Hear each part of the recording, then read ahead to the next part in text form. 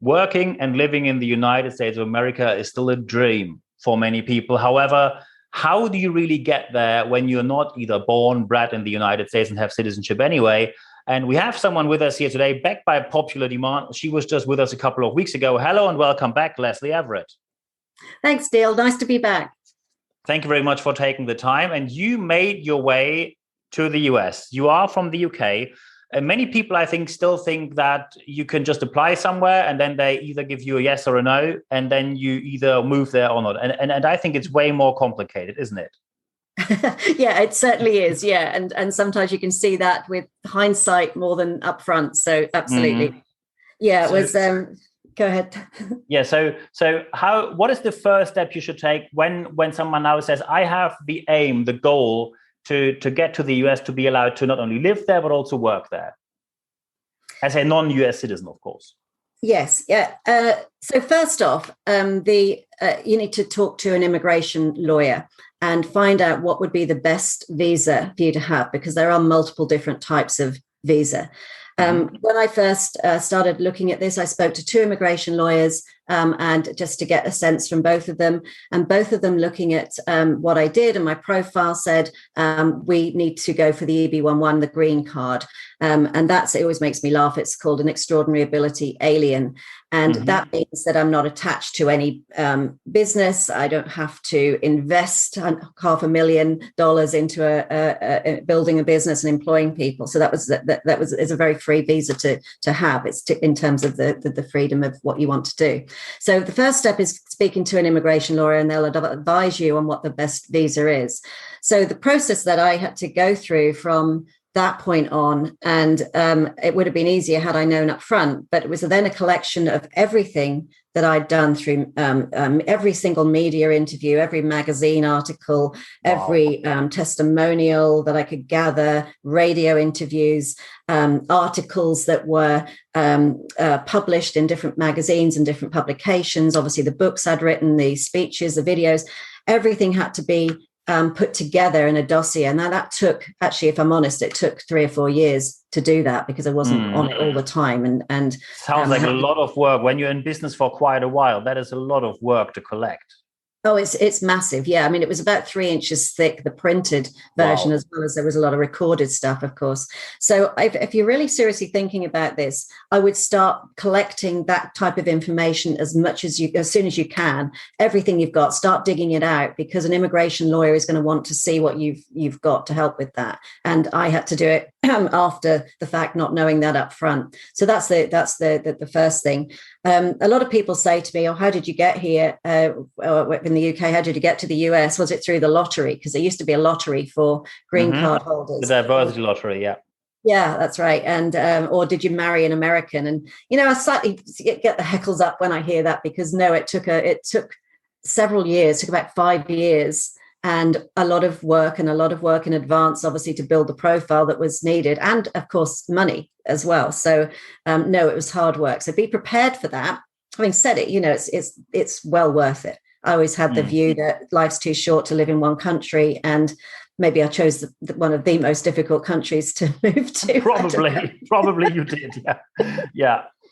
So when you say money, if it's okay to ask, how expensive is it? Is it 5-digit? It would be into 6 digits. You would have to prepare for. Yeah. So it varies. It depends on what visa it is, and there's a lot of government fees as well as lawyer fees. So you have to prepare. You have to be prepared to invest a fair amount. For a different type of visa, it would be very different. It'd be probably less. I don't know, but yeah, it will vary a lot. But be prepared to invest in that as well. I'm not. There may be other options that you can get over here now. I'm not familiar with and up to date with all the visas. That's why I said speak to an immigration lawyer. But yeah, be prepared to invest. Absolutely. And when you get the visa, it does not mean that you automatically get naturalized, or do they offer it to you after a couple of years, or automatically? So when you have your green card, then this is for green card I'm just talking about here. Once you've had it for 5 years, then you can apply for citizenship. And that's what we did last year, applied in June.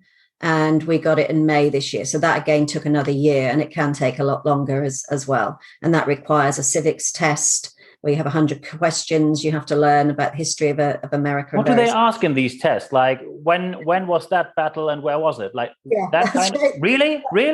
Yeah. Who did America fight in World War I and World War II? Or, what were the 13 original states? Or who was the first president of the US? And then there'd be some simple ones, like what ocean is on the west coast of the US? And that's doable. If you don't know that, you really have a problem. That's right.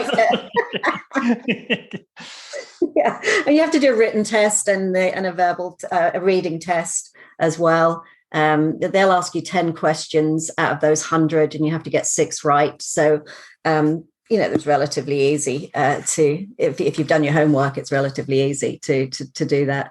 And then we had so that was you have a fingerprint test before that, then you have an interview, and then some people have the oath ceremony on the same day as the interview. Certainly during COVID that was happening. We had ours a few weeks later in a car park in San Jose. It took about 1.5 minutes to have the oath ceremony. It was a bit of an anticlimax, but it was interesting. Yeah, and I think in these days it was the only option they actually had to do any ceremony. So and of course now my question is, when you have 50 states to choose from, of course certain states I would not consider for different reasons, either personal or business, but still you have 50 states to choose from. Why California? Because California is known for being very, very expensive. And many people say that the rents are insane, that it's very expensive to buy real estate. Taxation also is very high. There are many states with lower taxes for businesses and personal taxes. So why California? Yeah, it is a good question. And we looked at other states, and California was somewhere I used to come and I worked, and I would land at LAX and rent a hired car and drive up Highway 1 or down Highway 1. And it would just be, I just felt like this is where I need to be. So that was the initial feeling. But we did look at other states before we ended up here, but we kept coming back to California. And so, yeah, it is expensive, but we love to do road trips, and we've just come back through Arizona and New Mexico and Colorado.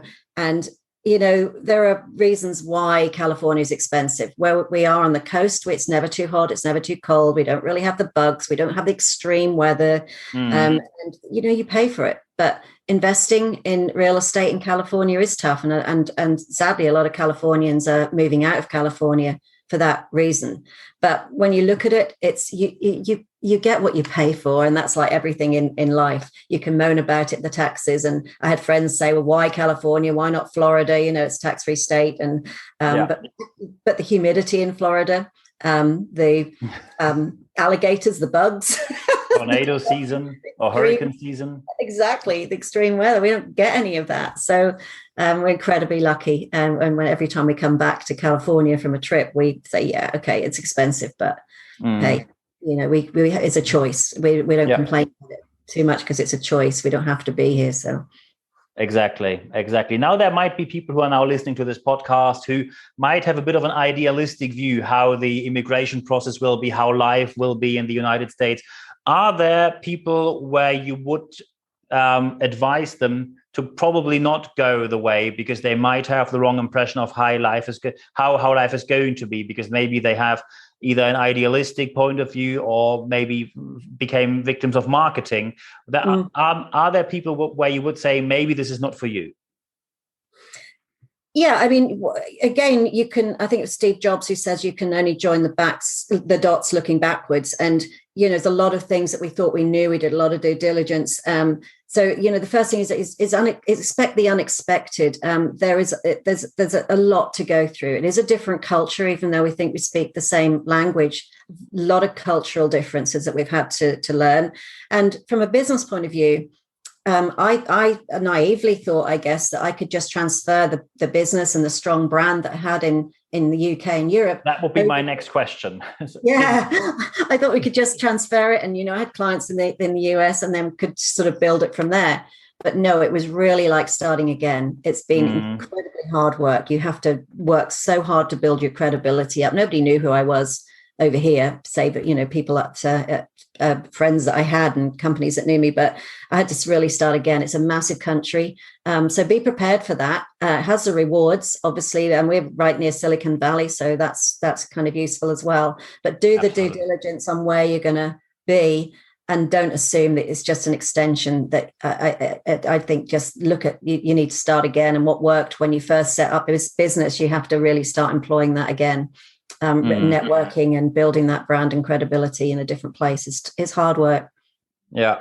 One question, of course, I have to ask, because I mean, you lived in the UK and I did so as well. And we know the NHS is a great institution, which always helps you. And of course, the question of healthcare is a major one when you go to the US. So how much truth and non-truth is about the extraordinary healthcare costs in the US? Yeah, it is absolutely true. It changes every year as well. And, even though you pay your insurance, it doesn't cover everything. There's always a copay for something as well. So it's not as automatic as saying you need some sort of minor surgery and then just booking in. And okay, you might have to wait 8 or 9 months or whatever in the UK, but then you're not paying anything for it. That can be very expensive here. So originally when we moved over here, we were paying like $2,500 a month for healthcare. Yeah, so that's another mortgage. So we managed to keep that down by just various ways. The company that we set up, we do the healthcare through the company, the S Corporation. Once you learn how to live here and maximize the benefits that you have and the company that you run and how you run that company, there are ways in which you can manage that better. We didn't manage it well to start with, so we were paying way over what we really needed to be paying, but that took a while to figure out. So yeah, it is expensive, but again, there are healthcare agents who can help you to figure out the options. We only have one provider here in California, this part of California anyway, so there's which always amazes me, there's no competition, so they can really charge what they want. Okay. Wow. So when yes. Okay, so when people are now listening to this podcast and think, okay, I still want to go to the US, but it sounds like a lot of work. When people now seek for your advice, and you could give them your top 3 tips, where to start, what should they check first, what should they think of first? Lesley Everett's top 3 tips when people think about immigrating to the United States of America. First one, absolutely, as I said, seek out an immigration lawyer, ask for recommendations for an immigration lawyer, and speak to 1 or 2 and see what they say, and get the best advice. Don't try to do it on your own, and get advice from the experts, because I would always say that in any field. Be prepared, or certainly do due diligence. Be prepared for the cultural differences. They may be very subtle, but they're important. So speak to as many people as you can that have gone through that.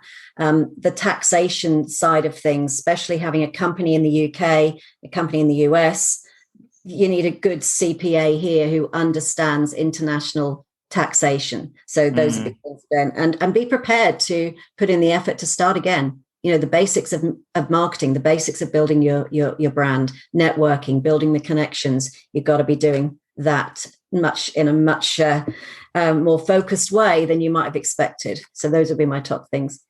Perfect. I think this is great advice. Also very realistic advice about this idealistic picture that many people have, that you just show up and you apply a bit and then you're in. I think the whole time frame we were now talking about was from the very beginning of the collection of all the material to getting naturalized 5 years, 5-6 years. Is that correct? Well, I first started applying in 2008. But I didn't. The process, I didn't get on with it as quickly as I should have done, gathering all the information, which is why that is important as well. Gather the information now, so you don't have to do all of that. But yeah, so then we got the green cards in 2013. So that was, and I got married in between and brought Chris in on the application. So that slowed it a little bit. But that was, and then naturalization in 2021. Perfect. So it's a long process. Yeah. Awesome. Thank you very much for sharing your advice with us. And at the end of this podcast, there's only one thing for me left to say. Lesley, thank you very much for your time.